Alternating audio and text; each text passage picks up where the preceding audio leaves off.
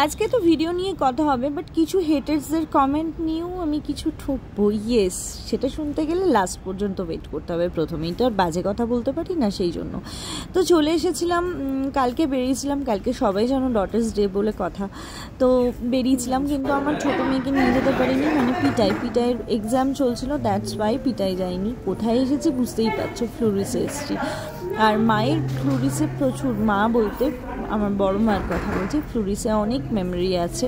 এখান থেকে কেক যেত, প্রচুর খাওয়া দাওয়া করতো, মানে বড় বাবার সাথে অনেক অনেক অনেক অনেক স্মৃতি আছে। যদিও সেটা পার্ক স্ট্রিটে, কিন্তু আমরা পার্ক স্ট্রিট যেতে পারিনি, বিকজ পার্ক স্ট্রিটে এত বেশি ভিড় হবে সেই কারণের জন্য।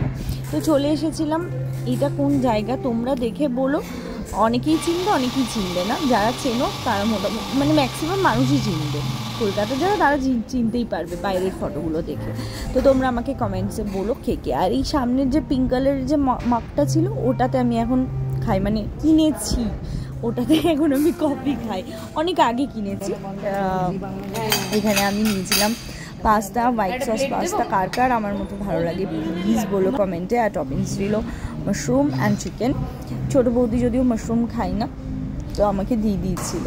আর এই যে আমার গপু মায়ের মুখটা দেখো, আমার গোপাইয়ের ফেভারিট, ওর অল ডে ব্রেকফাস্ট যেটা হয়, ওর ভীষণ ফেভারিট। ওর এক্সপ্রেশন দেখলেই তোমরা বুঝতে পারবে ও কি খুশি হয়েছিল এটা পেয়ে। তো ওর এই হ্যাপিনেসটা দেখেই খুশি হয়ে গেছিলাম। এখানে বেশ কিছু ফটো। ইয়েস, এবার কমেন্টে রিপ্লাই করি।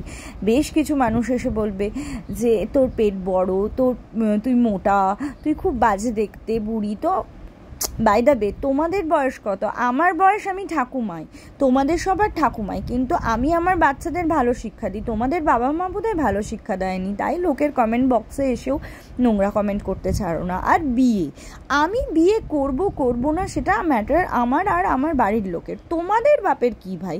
ভিডিও দিচ্ছি, ভিডিও দেখো। আমার বিয়ে নিয়ে মাথা ব্যথা করে লাভ আছে? আমার বিয়ের গয়না দেবে তুমি, না আমার বিয়ের জন্য তোমাদের বাড়ির কোনো ছেলে দেবে? প্রথমত দিলেও আমি করব না, তোমরা দেবেও না। সো আমার বিয়ে নিয়ে মাথা ব্যথা করা তোমাদের তো কোনো চাপ নেই। গয়নাঘাটি কি দেবে বলো, তাহলে বিয়ে করতে পারি। ভাই গয়না দেবে তোমরা? ফালতু কথা বলতে আসবে না, ফালতু কমেন্টের আমার প্রয়োজন নেই। যাই হোক, আমাকে, আমার ছোট বৌদিকে, মাকে, গোপাইকে, পূজাকে দেখে তোমাদের সবাই কেমন লাগলো অবশ্যই বলো। টাটা।